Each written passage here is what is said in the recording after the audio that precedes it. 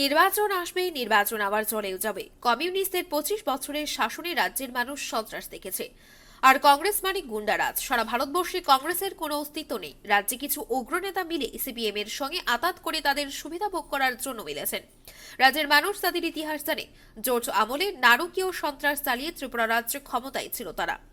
তার কালো ছায়া এদিন শহরের বুকে প্রতিফলিত হয়েছে। মঙ্গলবার দুষ্কৃতীদের হাতে আক্রান্ত হয়ে জিবি হাসপাতালে চিকিৎসাধীন নয় বনমালীপুর বিধানসভা কেন্দ্রের বিজেপি এসসি মোর্চার মণ্ডল সভাপতি সুমন দাসকে দেখতে গিয়ে এই প্রতিক্রিয়া ব্যক্ত করে প্রদেশ বিজেপির সভাপতি রাজীব ভট্টাচার্য। তিনি আরো বলেন, এই ঘটনা নিকারজনক। মানুষ তাকে মেনে নেবে না।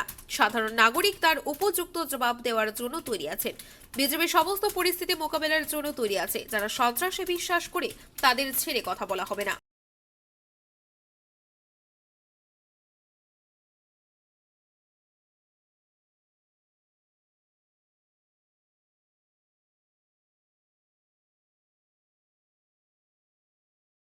নির্বাচন আসবে, নির্বাচন চলে যাবে, কিন্তু আমরা বিগত 25 বছরের যেই সন্ত্রাস আমরা ত্রিপুরা রাজ্যে দেখে গেছি এই কমিউনিস্টের শাসনে।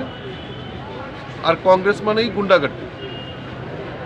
সারা ভারতবর্ষে কংগ্রেসের কোনো অস্তিত্ব নেই। ত্রিপুরা রাজ্যে কয়েকজন গুন্ডা মিলে এই রাজ্যে সিপিএম এর সঙ্গে আতাত করে তাদের সুবিধা ভোগের জন্য আজকে তারা আতাত করেছেন।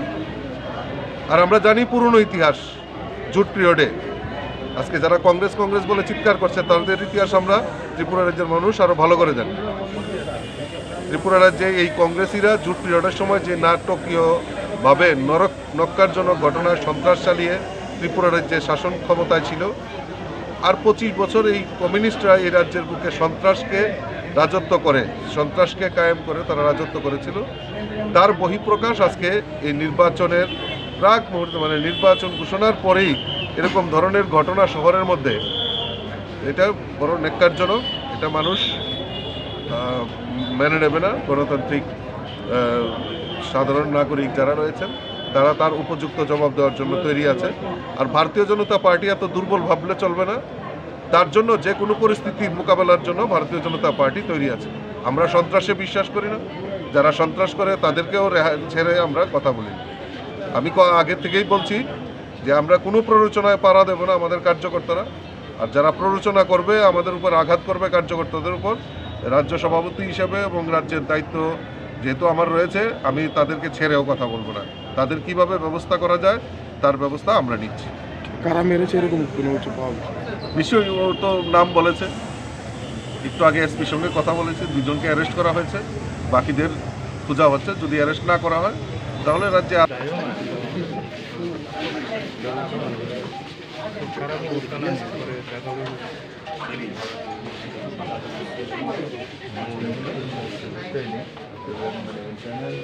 কিছু নাই, সাধারণ দেখছে ফিডব্যাকটা তারা দেখে করে দিল, রেখে দিচ্ছে। আর বেসিক প্রবলেমটা হইল মুখে আর চাষে, কারণ আর সঙ্গী গেছে, তারা দুজন আইলে তারা দেখে গেছে, তারা সিএলসি করে দেখে গেছে। এটাও আর বাকিগুলি একটু মারাত্মক নেই আছে, সবখানেই আছে। ধন্যবাদ। সমস্ত কার্যকর্তাদের প্রতি আহ্বান জানানো প্ররোচনার ফাঁদে পা না দেওয়ার জন্য। এই ঘটনার তদন্তে নেমে পুলিশ এখনো পর্যন্ত 2 জনকে গ্রেফতার করেছে বলে খবর। বাকি অভিযুক্তদের সন্ধানে চালানো হচ্ছে তল্লাশি।